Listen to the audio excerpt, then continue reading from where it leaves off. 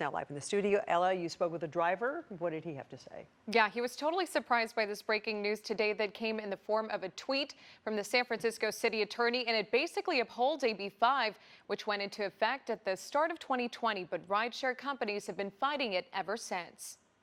The San Francisco city attorney made a big announcement Thursday that affects rideshare drivers, writing in a tweet, "We just won a unanimous victory for workers in our case against Uber and Lyft in the Court of Appeals. Drivers are employees." This is the latest update in a contentious battle between rideshare companies and the state of California that has been ongoing ever since AB5 went into effect in January of this year. The law mandates their drivers be treated as employees, but a war was waged in court, and drivers say they've been caught in the middle. If you break down the numbers, the majority of drivers are part-time. It seems like drivers, for the most part, were kind of pawns in this when it comes to big tech being Uber and Lyft versus the state of California. Could be something that they're trying to throw a wrench into this $200 million ballot initiative, at least in some way, shape, or form, being that it's only 12 days before the election.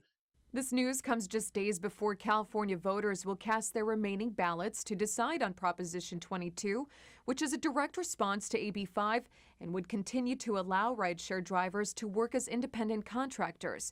A statement from Uber reads, "Today's ruling means that if the voters don't say yes on Proposition 22, rideshare drivers will be prevented from continuing to work as independent contractors, putting hundreds of thousands of Californians out of work and likely shutting down ride sharing throughout much of the state. We're considering our appeal options, but the stakes couldn't be higher for drivers, 72% of whom support Prop 22, and for the California economy, where millions of people are jobless and another 158,000 just sought unemployment support this week." I do like the Prop 22 decision a little bit better than being an employee, but I do think that there could be more improvement, and I think that they should have had some more representation of drivers, at least helping to make the decisions to help kind of make it a win-win for both Uber and Lyft and drivers.